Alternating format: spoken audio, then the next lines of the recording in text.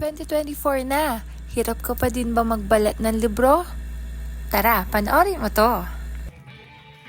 So we're home na. I'll show you how to use this adhesive book cover.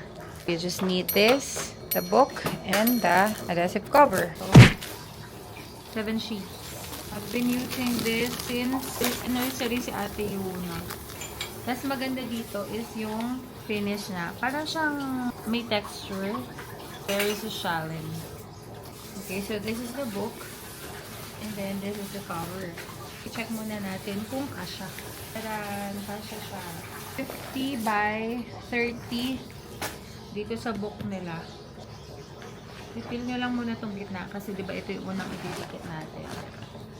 So, fill it out. And then, ipatong nyo na. Yan yung unang dinidikit ko. Itong gitna. Kasi pag nakadikit na yan, everything's gonna be alright.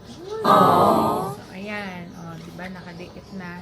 And then, that's the time na pipil ko na yung ito muna, yung sa top muna. So, top. Tapos, unti-unti nyo lang siyang ididikit. So, ako, pag ganito, hindi ko na siya kinakat kasi sakto nga lang siya, diba, dun sa kanilang book. So, ay kakat ko na lang is this side. Ang kinakat ko is tong top corner para pag close ko mamaya, okay na siya. There. Top and bottom. We have to cut the sides first.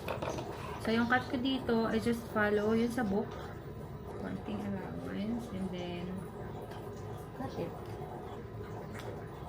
Diba wala nang eme-eme ka-arte-arte pa. Tapos, idikit na natin to.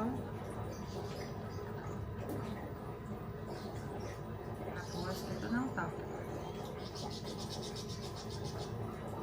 Tapos, syempre yung dulo, ikakat ko lang din yan.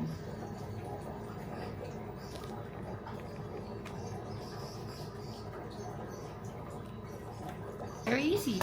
We're done with the first part. Kasi follow lang natin yun. O, diba? Ayan yung texture na sinasabi ko.